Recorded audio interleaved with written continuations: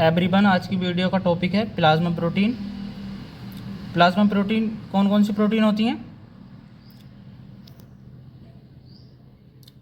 पहले तो हम जानते हैं प्लाज्मा प्रोटीन कितनी होती है। तो 6 से 8 ग्राम पर 100 ml ऑफ प्लाज्मा प्रोटीन होती है इसमें। तो कौन कौन सी प्रोटीन होती हैं? Albumin, globulin, fibrinogen and prothrombin. ये 4 प्रोटीन होती हैं प्लाज्मा की प्रोटीन, जो कि ब्लड में होती हैं।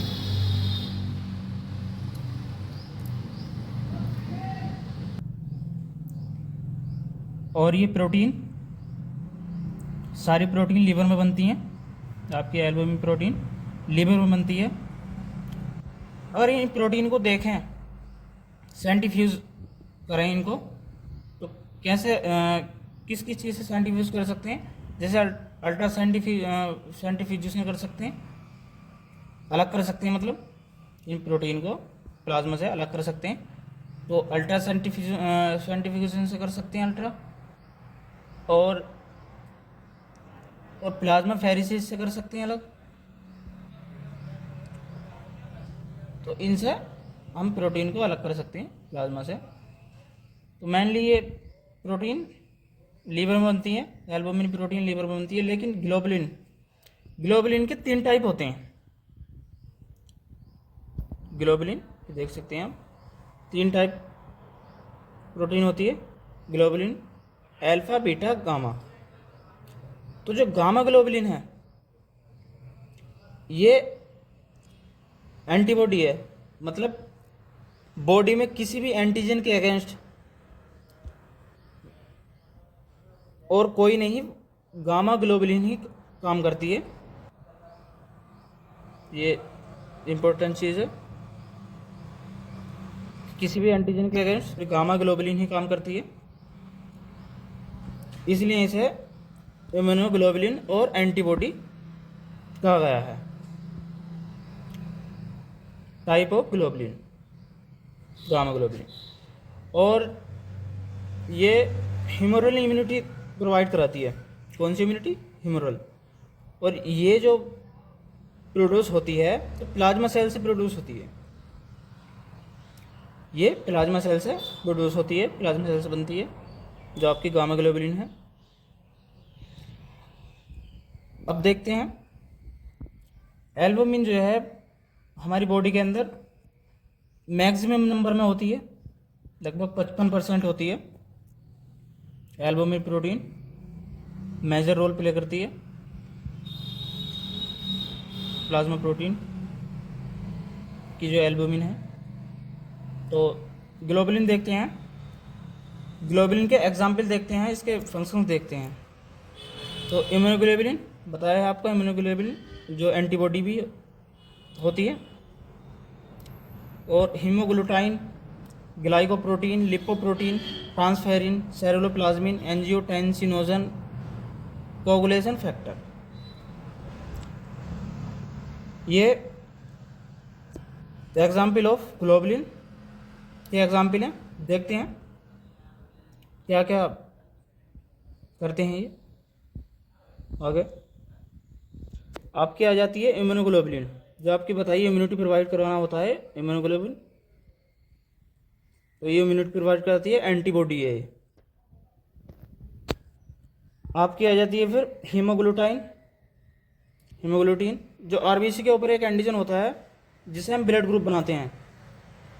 ये ब्लड ग्रुप हमारा होता है,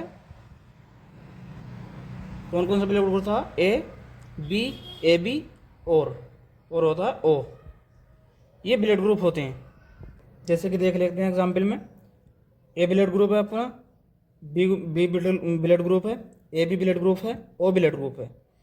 तो इसके मतलब जैसे कि ए ब्लड ग्रुप है तो उसके अंदर जो एंटीबॉडी होगी तो वो बी होगी, और बी ब्लड ग्रुप के अंदर एंटीबॉडी ए होगी।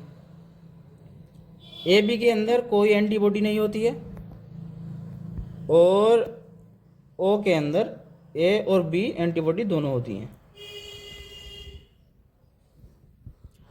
नेक्स्ट देखते हैं, आपके आ जाते हैं ग्लाइकोप्रोटीन।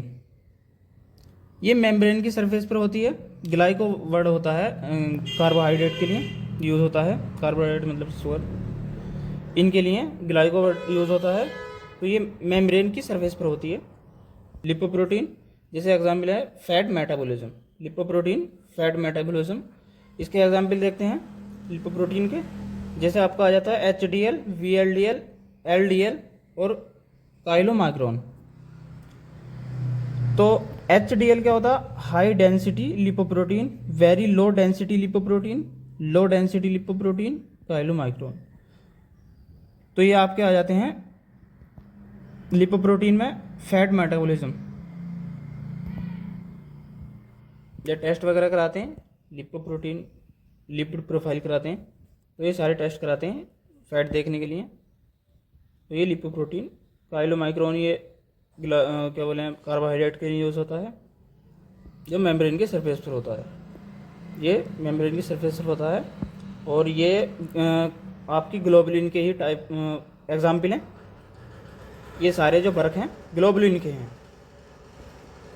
नेक्स्ट देखते हैं आपका ट्रांसफेरिन और सेरुलोप्लाज्मिन। ये दोनों जो आपकी प्रोटीन है, ये ट्रांसफ़र प्रोटीन है, ट्रांसफ़र करती हैं।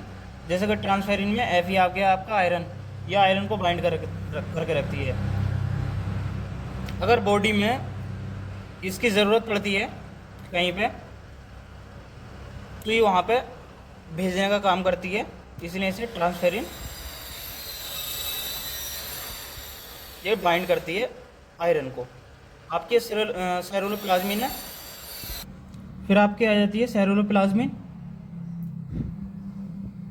तो ये कॉपर को बाइंड करके रखती है और एज ए डिमांड एक जगह से दूसरी जगह पहुंचाती है जब ज़रूरत होती है बॉडी को। तो ये भी ग्लोबुलिन के ही एग्जाम्पल हैं, मतलब एक तरह से कह सकते हैं ग्लोबुलिन के फंक्शन हैं, ग्लोबुलिन के एग्जाम्पल हैं। फिर आपका आ जाता है एंजियोटेंसिनोजन। तो एंजियोटेंसिनोजन कन्वर्टेड इनटू एंजियोटेंसिन। आप रेनिन के चैप्टर में पढ़ेंगे, मतलब रेनल फंक्शंस के चैप्टर में पढ़ेंगे एंजियोटेंस रेनिन। तो ये बीपी कंट्रोल के लिए इम्पोर्टेंट होती है, मतलब ब्लड को कंट्रोल कर रखती है ये सेल।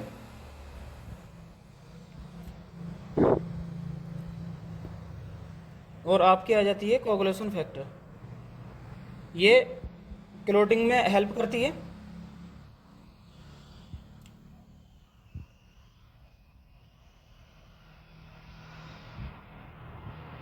एक तरह से कह सकते हैं ये सारे एग्जाम्पल ग्लोबुलिन के हैं, तो ये सारे काम ग्लोबुलिन के ही हैं।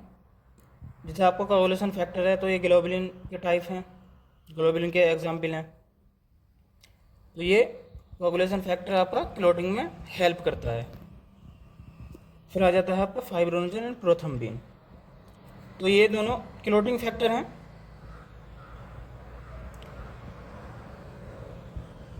ये दोनों क्लोटिंग फैक्टर हैं। Mechanism of fibrinogen fibrin, clot of formation and fibrinogen viscosity of blood. मतलब जब फाइब्रिन जो हम क्लोटिंग मैकेनिज्म में पढ़ते हैं, तो इससे फाइनली फाइब्रिन बनता है। क्या बनता है? फाइब्रिन से फाइनली फाइब्रिन बनता है, जो क्लोट का फॉर्मेशन करता है, और ये तो इसीलिए ये क्लोटिंग फैक्टर है, ये क्लोट का फॉर्मेशन करता है। फाइब्रिनोजन से फाइब्रिन बनता है और ये क्लोटिंग फॉर्मेशन में हेल्प करता है। और अब फिर आपका आ जाता है फाइब्रिनोजन, दूसरा है फाइब्रिनोजन। तो ये विस्कोसिटी ऑफ ब्लड विस्कस, मतलब फाइब्रिनोजन की वजह से ब्लड का जो गाढ़ापन होता है, तो फाइब्रिनोजन की वजह से होता है विस्कोसिटी ऑफ ब्लड की, तो फाइब्रिनोजन की वजह से होती है। वैसे तो आरबीसी के नंबर मैक्सिमम नंबर में होती है आरबीसी, बाकी उसकी वजह से भी होता है गाढ़ापन, लेकिन फाइब्रिनोजन की वजह से ब्लड का कड़ापन रहता है, तो कह सकते हैं फाइब्रिनोजन विस्कोसिटी ऑफ ब्लड। फिर आपकी आ जाती है एल्बुमिन प्रोटीन। तो एल्बुमिन प्रोटीन जो होती है वो हमारे ब्लड में बहुत छोटे नंबर होते, मतलब बहुत छोटी प्रोटीन होती है। ये सारी प्रोटीन से बहुत ज़्यादा भारी, जो इसकी शेप होती है बहुत छोटी होती है इस प्रोटीन की। वैसे तो किडनी में कोई प्रोटीन नहीं जनती, मतलब नहीं जाती है, लेकिन अगर जैसे किडनी में कोई डैमेज हो जाए, जब किडनी डिसीज होती है, तो उस कंडीशन में ये इसकी शेप छोटी है बाकी सेल से। तो किडनी डिसीज में क्या होएगा, जो किडनी में कहीं डैमेज है, तो ये जो एल्बुमिन प्रोटीन है, तो एल्बुमिन किडनी डिसीज में यूरिन में आने लगती है, मतलब क्योंकि सबसे बारीक सबसे पतली एल्बुमिन प्रोटीन है, तो हल्के से डैमेज में भी ये यूरिन में आने लगती है। तो जब एल्बुमिन यूरिन में आएगी तो उसे कहेंगे मिनूरिया। एल्बुमिन जब यूरिन में आएगी किडनी डिसीज में, किडनी डैमेज हो जाए, तो उस कंडीशन में एल्बुमिन यूरिन में आ रही है तो उसे कहेंगे एल्बुमिनूरिया। क्या कहेंगे, एल्बुमिनूरिया। तो जब एल्बुमिनूरिया होएगा, एल्बुमिन यूरिन में जाने लगती है, तो एल्बुमिन का लेवल डिक्रीज हो जाएगा, क्योंकि एल्बुमिन का लेवल डिक्रीज होएगा क्योंकि यूरिन में एल्बुमिन जा रही है, तो उसका लेवल डिक्रीज होएगा। तो डिक्रीज होने को, एल्बुमिन कम होने को यूरिन में आ रही है तब तो एल्बुमिनूरिया, और जब डिक्रीज हो गई एल्बुमिन क्योंकि यूरिन में आ रही है, तो उसको कहेंगे हाइपो एल्बुमिनीमिया। मतलब एल्बुमिन डिक्रीज होने के बाद उसको कहेंगे हाइपो एल्बुमिनीमिया। अंडरस्टैंड। तो जब ब्लड में एल्बुमिन का लेवल कम हो जाता है तब लीवर से इसका प्रोडक्शन बढ़ने लगता है, क्योंकि कहाँ से सेल कहाँ से बनती है, लीवर से। इसका प्रोडक्शन लीवर से होता है, फॉर्मेशन इसका लीवर से होता है। तो जब एल्बुमिन का लेवल कम होएगा तब उस कंडीशन को एल्बुमिनीमिया कहेंगे। और जब एल्बुमिन कम होएगी तो जो ये सब बनाने वाली है, मतलब जैसे कि लीवर है इसको बनाता है, तो जो एल्बुमिन प्रोटीन है, एल्बुमिन प्रोटीन का लीवर से प्रोडक्शन बढ़ने लगता है। लीवर इसको ट्राई करता है, इसको नॉर्मल करे, सिंथेसाइज करे, मतलब जितनी ये प्रोटीन है जितनी मात्रा में है ब्लड के अंदर, इसको इतना नॉर्मल करे और सिंथेसाइज करे। तो एल्बुमिन देखते हैं, ये एल्बुमिन ब्लड की विस्कोसिटी के लिए बहुत इम्पोर्टेंट रोल प्ले करती है। तो देखते हैं, तो ये देखते हैं आप ऑनकोटिक प्रेशर। ऑनकोटिक प्रेशर क्या होता है, जैसे कि आपका एक आर्टरी है, ये बीन है और ये इसको जोड़ती है कैपिलरी, ये आपके बीच में कैपिलरी आ गई है। तो इस कैपिलरी में सारी चीज़ होती हैं, वाटर, प्लाज्मा और ब्लड, सारी चीज़ होती हैं कैपिलरी के अंदर। तो ये आपका आ गया वाटर, ये वाटर पोर्शन है। तो एक्चुअली क्या है कि ये जो प्रेशर होते हैं, तो ये 4 टाइप के प्रेशर होते हैं: hydrostatic pressure, osmotic pressure, hydrostatic pressure, osmotic pressure. और इन प्रेशर को स्टार्लिंग फोर्सेस कहते हैं। जैसे कि बायो के लिए इंपॉर्टेंट चीज़ है, बायो में पूछा जाता है कि स्टार्लिंग फोर्सेस कितने टाइप के होते हैं, स्टार्लिंग फोर्सेस क्या होते हैं। तो स्टार्लिंग फोर्सेस के लिए इनके लिए ये बोला जाता है, ये यूज़ किया जाता है स्टार्लिंग फोर्सेस। तो अब देखते हैं, जैसे कि यह हमारा इंटरेस्टियल फ्लूइड है चारों ओर पास कैपिलरी के, और ये आपका वाटर आ गया है। तो ये वाटर जो है एक्सचेंज के लिए है। जो ये इंटरेस्टियल जो आपका जो टिश्यू है आपका इंटरेस्टियल फ्लूइड है आपका, तो ये वाटर टिश्यू में भेजना चाहता है। इंटरेस्टियल फ्लूइड जो होता है उसको इंटरेस्टियल फ्लूइड बोलते हैं, जो टिश्यू में पहुंच जाता है। तो इंटरेस्टियल फ्लूइड जो है आपका ये आपका वाटर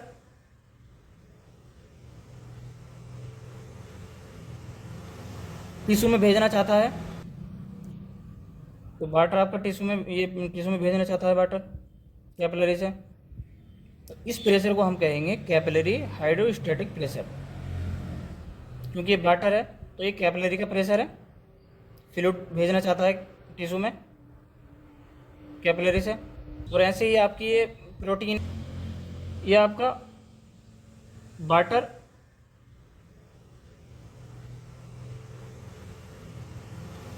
टिश्यू में भेजना चाहता है। तो वाटर आपका टिश्यू में भेजना चाहता है वाटर कैपिलरी से। तो इस प्रेशर को हम कहेंगे कैपिलरी हाइड्रोस्टैटिक प्रेशर। क्योंकि ये वाटर है तो ये कैपिलरी का प्रेशर है, फ्लूइड भेजना चाहता है टिश्यू में कैपिलरी से। और ऐसे ही आपकी ये प्रोटीन है, मेनली जो प्रोटीन होती है तब एल्बुमिन ही रोल प्ले करती है ओनकोटिक प्रेशर में। तो एल्बुमिन प्रोटीन ही है। तो ये प्रोटीन जो है कैपिलरी, ये प्रोटीन एक्चुअली क्या है कि ये प्रोटीन फ्लूइड को खींचने का काम करती है। जैसे कि आसपास में टिश्यू में फ्लूइड है, तो एल्बुमिन प्रोटीन जो आपकी कैपिलरी है उसमें फ्लूइड को खींचने का काम करती है। तो इस प्रेशर को कहते हैं कैपिलरी ऑस्मोटिक प्रेशर। यानी कि कैपिलरी से टिश्यू में जा रहा है फ्लूइड, जो आपका कैपिलरी से फ्लूइड टिश्यू में भेज रहा है, तो उसको कहेंगे कैपिलरी, क्योंकि कैपिलरी का प्रेशर है। क्या कहेंगे? Hydrostatic pressure. तो ये तो एक्सचेंज का प्रेशर हो गया। ये आपकी एल्बुमिन प्रोटीन है, तो ये क्या कर रही है, ये एब्जॉर्प्शन का प्रेशर है। मतलब ये एब्जॉर्ब कर रही है कैपिलरी में, खींच रही है। क्या कर रही है? कैपिलरी में को फ्लूइड को टिश्यू से खींच रही है। इसको कहेंगे कौन सा प्रेशर है? ये प्रेशर कैपिलरी का क्या कहेंगे? Osmotic pressure. एब्जॉर्प्शन के प्रेशर को ऑस्मोटिक प्रेशर कहेंगे। और यह आपका इंटेस्टियल हाइड्रोस्टैटिक प्रेशर जो है, जैसे फ्लूइड, जैसे आपका टिश्यू में फ्लूइड है, तो ये टिश्यू है जो कैपिलरी में भेजने का काम करता है। ये टिश्यू है आपका आसपास में, तो ये वाला जो प्रेशर है, जो इंटेस्टियल हाइड्रोस्टैटिक प्रेशर है, तो इंटेस्टियल फ्लूइड से, इंटेस्टियल टिश्यू से कैपिलरी में भेजना चाहता है। कैपिलरी का प्रेशर है, तो उस प्रेशर को इंटेस्टियल हाइड्रोस्टैटिक प्रेशर कहेंगे। यानी कि ये पुश करने वाला प्रेशर है, ये पुश करता है कैपिलरी में भेजने को। यह आपका वाटर कंटेंट को एक्सचेंज करने का टिश्यू से। और ये एल्बुमिन प्रोटीन आपको ये जो प्रेशर है ऑस्मोटिक प्रेशर, ये एब्जॉर्प्शन का है। मेनली एल्बुमिन प्रोटीन एब्जॉर्ब करती है वाटर को टिश्यू से। और ये आपका यहाँ पे एक चीज़ और देखते हैं, ये आपका आसपास में यहाँ पे बहुत सी चीज़ें होती हैं, जैसे सॉलिड्स होते हैं, यूरिया, प्रोटीन, केमिकल वगैरह होते हैं। यहाँ पे ये केमिकल वगैरह होते हैं। तो इस प्रेशर को जो आपका ये इंटरस्टियल ऑस्मोटिक प्रेशर है, क्या बताया था? ऑस्मोटिक प्रेशर एब्जॉर्ब करने वाला है। यानी कि एल्बुमिन प्रोटीन टिश्यू से जो आपका वाटर है, जैसे ज़्यादा हो जाता है वाटर, तो ये एल्बुमिन प्रोटीन एब्जॉर्ब कर रही है। और ये आपका यूरिया, सॉलिड्स वगैरह यहाँ पे, तो ये ऑस्मोटिक प्रेशर जो है ये इंटरस्टियल, मतलब ये अपनी तरह एब्जॉर्ब कर रहा है। मतलब कैपिलरी से है वाटर इंटरस्टिशियल टिश्यू में लाना चाहता है वाटर को कैपिलरी से, तो ये एब्जॉर्ब करने वाला प्रेशर है जो ऑस्मोटिक प्रेशर है, और ये आपका एक्सचेंज वाला प्रेशर हो गया है, और ये आपका आ गया पुश करने वाला प्रेशर, यानी कि ये टिश्यू से कैपिलरी में पुश करता है वाटर को, फ्लूइड को, और ये आपका कैपिलरी से जो वाटर है वो टिश्यू में भेजना चाहता है, तो ये कैपिलरी हाइड्रोस्टैटिक प्रेशर हो गया। ये पुश करने वाला प्रेशर है, क्योंकि ये दोनों तो एब्जॉर्ब करने वाली नहीं है, ये दोनों एब्जॉर्ब करने वाले हैं, तो ये ऑस्मोटिक प्रेशर होता है जो एब्जॉर्ब करता है, क्योंकि कैपिलरी से टिश्यू एब्जॉर्ब कर रहा है, तो इसको कहेंगे इंटरस्टिशियल ऑस्मोटिक प्रेशर, क्योंकि इंटरस्टिशियल टिश्यू एब्जॉर्ब कर रहा है, और इसको कहेंगे कैपिलरी। ये इंटरस्टिशियल जो है तो ये टिश्यू है, तो इसको इंटरस्टिशियल बोलेंगे, और ये एल्बुमिन आपकी कैपिलरी में है, तो ये कैपिलरी में एब्जॉर्ब कर रही है, तो इसको कहेंगे कैपिलरी। बाकी जो ऑस्मोटिक प्रेशर है वो सेम है, क्योंकि ये एब्जॉर्ब करने मतलब अपनी तरफ खींचने वाले प्रेशर हैं, इनको ऑस्मोटिक प्रेशर कहेंगे। और ये आपके एक्सचेंज करने वाला प्रेशर है हाइड्रोस्टैटिक प्रेशर, और ये पुश करने वाला, तो ये भेजने वाली प्रेशर है, इनको हाइड्रोस्टैटिक प्रेशर कहते हैं। अब देखते हैं, ये देख लिया है आपको, स्टार्लिंग फोर्सेस कहा जाता है इसको, और मेनली 4 टाइप के प्रेशर होते हैं ये। It is both pressure of capillary, ये कैपिलरी के प्रेशर होते हैं, ये दोनों कैपिलरी के प्रेशर लिख सकते हैं, और ये प्रेशर इंटरस्टिशियल के प्रेशर लिख सकते हैं। मतलब 2 प्रेशर हैं, हाइड्रोस्टैटिक प्रेशर ये कैपिलरी से टिश्यू में भेजना चाहता है, और ये ऑस्मोटिक प्रेशर कैपिलरी में टिश्यू में खींचना चाहता है। तो इंटरस्टिशियल आपका प्रेशर हो गया ये दोनों, और ये आपका हो गया है कैपिलरी का प्रेशर। अंडरस्टैंड? और इसके जो मतलब ये क्या बताते हैं, ये बताते हैं, ये जो प्रेशर हैं तो ये क्या बताते हैं कि कितना फ्लूइड मेंटेन रहेगा। ये फ्लूइड को मेंटेन करता है एक्चुअली, ये प्रेशर क्या करते हैं, फ्लूइड को मेंटेन करते हैं। अगर इनमें से किसी भी वॉल्यूम में चेंजेस आए, तब जैसे प्लाज्मा प्रोटीन कम हो जाए ब्लड में, जैसे प्लाज्मा प्रोटीन कम हो जाए, उसको हम क्या कहेंगे, if there is change in any of these volume then, यानी कि अगर इनमें से किसी भी वॉल्यूम में चेंजेस आए, फिर जैसे plasma protein decrease in the blood then for him, यानी कि प्लाज्मा प्रोटीन कम हो जाए ब्लड में, तब उसको फॉर हिम, तब उसको हाइपोएल्बुमिनीमिया क्या कहेंगे, उसको हाइपोएल्बुमिनीमिया कहेंगे, उसको क्या कहेंगे, हाइपोएल्बुमिनीमिया। मतलब हाइपोएल्बुमिनीमिया मतलब होता है कि प्रोटीन डिक्रीज हो रही है, उसको कहा जाता है हाइपोएल्बुमिनीमिया। मतलब प्लाज्मा में कौन सी प्रोटीन डिक्रीज हो जाती है, एल्बुमिन, तो हाइपोएल्बुमिनीमिया क्या कहेंगे उसको। कौन मेन रोल प्ले कर रहा है प्रेशर का, जो ऑस्मोटिक प्रेशर है आपका, एल्बुमिन प्रोटीन, तो मेनली एल्बुमिन प्रोटीन ही प्लाज्मा में कम हुई माइनस होगी, तब इसको हाइपोएल्बुमिनीमिया कहेंगे। किस केस में हो सकता है, मतलब हाइपोएल्बुमिनीमिया मतलब एल्बुमिन डिक्रीज यानी कि कम, किस केस में हो सकती है ये जानना बहुत ज़रूरी है। जैसे किडनी डिसीज़ है, एग्जाम्पल है फिल्ट्रेशन इन प्रॉब्लम, फिल्ट्रेशन में प्रॉब्लम है, और लीवर डिसीज, यानी कि जैसे किडनी डिसीज के केस में, किडनी डिसीज में जैसे का अभी पीछे बताया था, किडनी में कोई डैमेज है तो एल्बुमिन प्रोटीन के जो मॉलिक्यूल्स होते हैं बहुत बारीक होते हैं, मतलब सारी प्रोटीन से बहुत ज़्यादा उनके जो साइज होता है बहुत छोटा होता है, तो किसी भी किडनी डैमेज में, किडनी डिसीज़ में वो ब्लड में मतलब किडनी से सन के और किडनी डैमेज है तो वो यूरिन में आने लगते हैं, क्या आने लगते हैं, यूरिन में आने लगते हैं। तो किडनी फिल्ट्रेशन में प्रॉब्लम हो सकती है, और लीवर डिसीज, मतलब कहाँ से बन रही है एल्बुमिन जो प्रोटीन है, कहाँ से बन रही है, लीवर से। तो लीवर डिसीज में ये माइनस हो सकती है, तभी तो इसको हाइपो एल्बुमिनीमिया कहा गया। हाइपो एल्बुमिनीमिया मतलब होता है एल्बुमिन डिक्रीज, एल्बुमिन डिक्रीज हो चुकी है, उसको हाइपो एल्बुमिनीमिया कहेंगे। तो किडनी डिसीज में हो सकती है डिक्रीज, और लीवर डिसीज में, क्योंकि लीवर से बनकर आ रही है, तो लीवर डिसीज में भी, लीवर जब डैमेज हो जाएगा तो क्या बनाएगा, डिसीज में डिक्रीज हो सकती है जो आपकी एल्बुमिन प्रोटीन है। अगर हाइपो एल्बुमिनीमिया, अगर कैपिलरी ऑस्मोटिक प्रेशर कम हो जाए, डिक्रीज हो जाए, फिर टिश्यू एडेमा होने लगता है।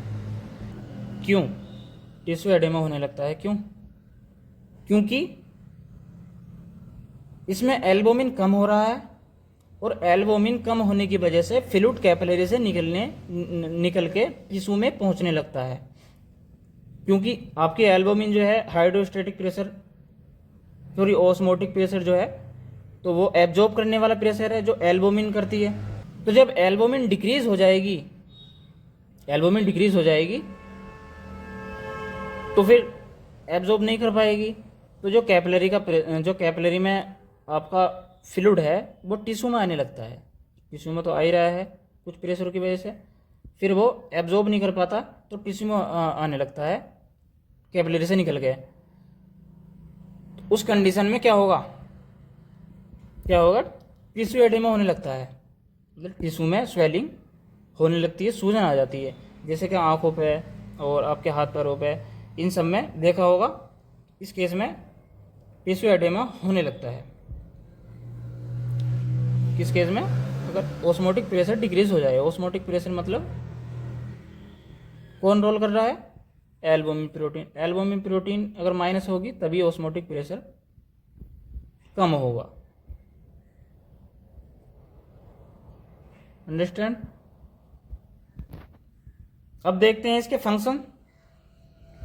ये फंक्शन है आपके प्लाज्मा प्रोटीन के। फंक्शन देखना बहुत ज़रूरी है, क्योंकि अगर ये समझ लिया तो आपका पूरा प्लाज्मा प्रोटीन कवर हो जाएगा। जैसे आपका मेंटेन ऑनकोटिक प्रेशर, मेंटेन कौन करता है ऑनकोटिक प्रेशर को?